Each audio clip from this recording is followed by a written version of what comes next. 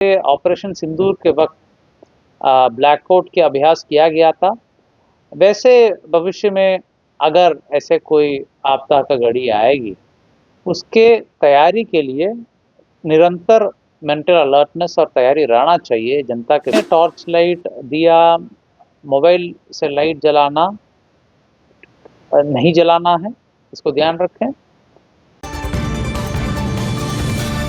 Blackout के पहले पटना के डीएम डॉक्टर त्यागराजन ने लोगों से अपील की है कि इसमें सहयोग दें और ब्लैकआउट के दौरान क्या कुछ करना है, उन्होंने ये बात बताया है। नमस्कार, दर्श न्यूज़ देख रहे हैं आप, मैं हूं अनुराग। आज ब्लैकआउट होगा, 6:58 पर अंधेरा अचानक होगा और उसके बाद 7:10 तक जो है यह अंधेरा कायम रहेगा। 15 तक ऐसे समय रखा गया है। तो 7 बजे के आसपास अगर अचानक अंधेरा हो, अचानक ब्लैकआउट हो जाए तो घबराने की आवश्यकता नहीं है। पूरी बात आपको पता है, लेकिन उससे पहले आपको पटना के डीएम डॉक्टर त्यागराजन का बयान सुनवाते हैं। ब्लैकआउट को लेकर उन्होंने लोगों से क्या अपील की है। देखिए, आज 7 बजे शाम से 7:15 बजे के बीच में ब्लैकआउट रहेगा। यह अभ्यास जिसे ऑपरेशन सिंदूर के वक्त ब्लैकआउट का अभ्यास किया गया था। वैसे भविष्य में अगर ऐसे कोई आपदा का घड़ी आएगी, उसके तैयारी के लिए निरंतर मेंटल अलर्टनेस और तैयारी रहना चाहिए जनता के बीच में, लोगों के बीच में। एकजुट होकर के सभी आपदाओं को हम लोग सामना करें, उस उद्देश्य से ऐसे अभ्यास पुनः आयोजित किया जा रहा है। इस अवधि में 15 मिनट की अवधि 7 बजे से 7:15 बजे के बीच में बिजली कटी रहेगी, सायरन बजेगा कुछ जगहों में। और जैसे ही बिजली कटेगी, मैं जनता से भी अनुरोध करता हूँ, अपने घर, गुडौन, दुकानों में इन्वर्टर, जनरेटर इत्यादि को भी बंद रखेंगे। होटल्स और हॉस्पिटल्स को निर्देशित किया गया है कि वो अपने ब्लैक कर्टन लगा करके अपना संचालन करेंगे। जो गाड़ी चला रहे हों, उनको वहीं रोक करके हेडलाइट बंद करना होगा। खुले में टॉर्च लाइट, दिया, मोबाइल से लाइट जलाना नहीं जलाना है, इसको ध्यान रखें। पूरा अभ्यास समाप्त होने के बाद पुनः सायरन बजेगी। तो मैं जनता से यही अपील करता हूं कि इस अभ्यास में पूर्ण सहयोग प्रदान करें, ताकि हमारी तैयारी रहें। कभी कुछ आपदा की घड़ी भविष्य में कभी भी अगर होने की स्थिति रहेगी, तो हम लोग मिल करके सामना करने के स्थिति में रहेंगे। ये सिविल डिफेंस, एनडीआरएफ, एसडीआरएफ और अन्य संस्थानों से कोऑर्डिनेट करके हम लोग करा रहे हैं। इसके अतिरिक्त 3 से 4 बजे के बीच में आज मॉक ड्रिल का भी आयोजन है, जिसमें 4 जगहों में रिलीफ एंड रेस्क्यू ऑपरेशन का भी आयोजन किया जा रहा है। जनता से पुनः अपील करता हूं, इस अभ्यास में पूर्ण सहयोग दें। धन्यवाद। तो सुना आपने कि ब्लैकआउट को लेकर जो उन्होंने बताया है कि किस तरह से ब्लैकआउट जब होगा तो उस वक्त जो लोगों को रिएक्ट करना है, या फिर किस तरह से लोगों से अपील की गई है कि ब्लैकआउट में जो है सहयोग दें। ब्लैकआउट एक युद्ध का पूर्वाभ्यास कहा जाता है। पूरी बात आपको बता दें कि ब्लैकआउट आखिर होता क्या है। आपको बताएं कि पटना समेत 5 जिलों में जो ब्लैकआउट के लिए ब्लैकआउट होगा, आपको बताएं ये जो होता है वैश्विक परिस्थितियों को देखते हुए युद्ध के पूर्वाभ्यास में बचाव पर फोकस होता है, क्योंकि बिहार में नागरिक की अहम भूमिका होती है। बिहार में नागरिकों की इसी भूमिका की जांच के लिए ब्लैकआउट जो है आज यानी 14 मई को ब्लैकआउट मॉक ड्रिल किया जा रहा है।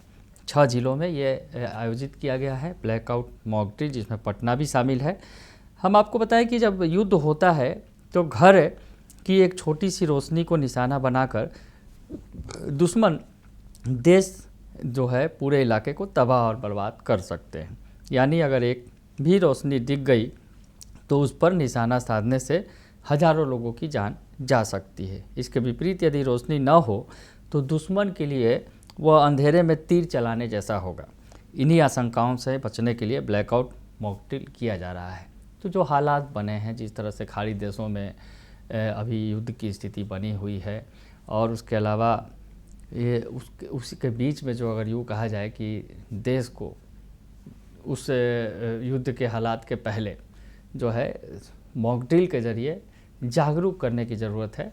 तो उसी कुछ प्रयास में जो है मॉक ड्रिल का जो ये आयोजन किया गया है, 6:58 पर अचानक अंधेरा होगा और 7:15 तक ये चलेगा।